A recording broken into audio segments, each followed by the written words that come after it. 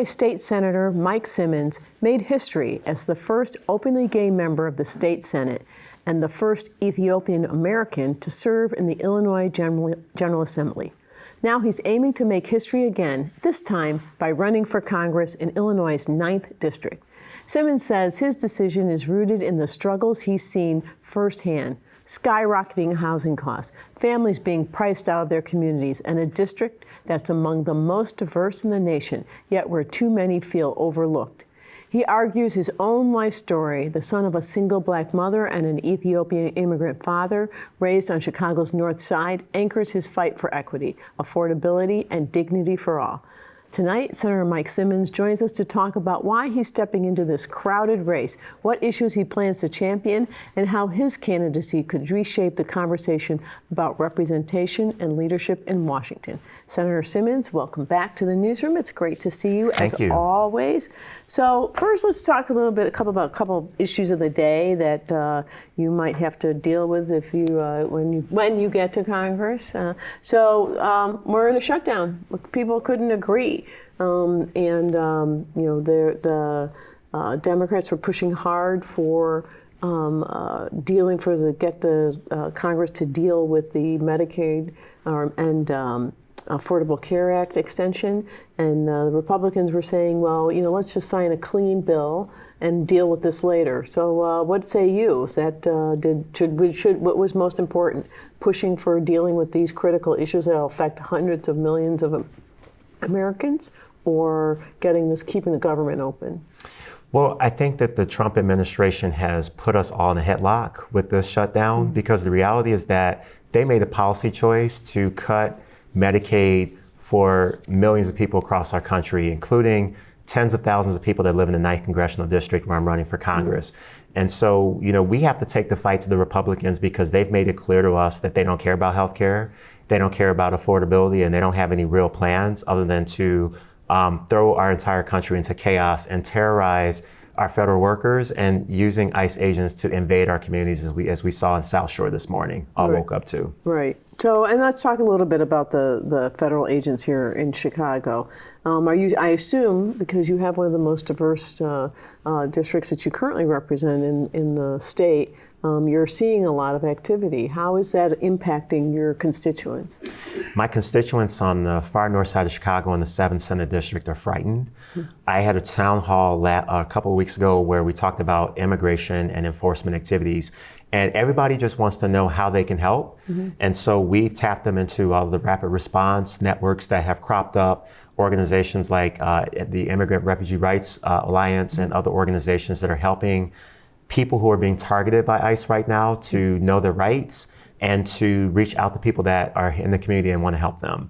And I am proud to, as the son of an Ethiopian asylum seeker, I feel like I have a direct stake in this fight, and I want to protect those right now that are being targeted and that feel frightened. Right. It feels like, though, that kind of everybody of color, if you're of color and you, God forbid, you speak with an accent, you're a potential target. Doesn't feel like they're operating within any ground rules. I mean, we literally saw photos of a black person being choked by an ICE agent on the west side of Chicago. And when I saw that image, it really, images are powerful. It reminds me of what we went through during the civil rights movement. And what Black Americans have experienced at every turn in the United States and its long history. And so I, as a son of an Ethiopian asylum seeker and a Black American, feel a sense of poignancy about what's happening, because when it happens to one group of populations, it spreads. And so we have to put an end to this. Yeah, I think that's such an important point that you just made, that, I think some people just stand back and they're like, well, I'm not an immigrant, it's not going to happen to me or my kids. You're like, well, that's today. If there's no rights for them, there will be no rights for you, right? Important thing. So let's talk a little, you touched on your life story. You've said that as part of your campaign that your story is anchoring your why, if you will. So tell us a little bit about that. Yeah. So I'm running for Congress in the 9th District as a proud product of the 9th District. I was born and raised in scatter site public housing, which was created in the early 1980s as a result of the landmark Supreme Court decision in 1976 that desegregated public housing in Chicago. So I'm part of that first wave of families that got to integrate communities across the north side of Chicago. And I'm proud to be running for Congress to fight for those that don't come from wealth and privilege, to fight for those that are being targeted by the Trump administration right now. Our diverse, multi-ethnic communities across the far north side of Chicago and north and northwest suburbs are exactly the kind of communities that the Trump administration is targeting right now with immigration raids, gutting the right to collectively bargain for our union workers, gutting diversity, equity, and inclusion initiatives. Our community stands the most to lose right now, and so I'm running for Congress to aggressively fight for the rights of my communities. And let's in the environment that is in Congress right now, how do you think what are you going to bring to the table that can help you be effective to cross lines and reach across to the extent there is people want to reach across the aisle, and I think there are some that do. Yeah. I've heard that. So what are you going to help? How are you going to help do that? Well, I'm proud that in the Illinois Senate, I've been able to pass 50 bills into law in 4.5 years. So we've been working. Oh, that's impressive. Yeah, Woo. we've been putting in the work. And in that time, I've been proud that I've been able to work across the aisle with Republicans on transportation bills. I've been able to work with Republicans on bills that benefit seniors. And so I know that there are a bevy of issues where we can still work productively and bipartisanly.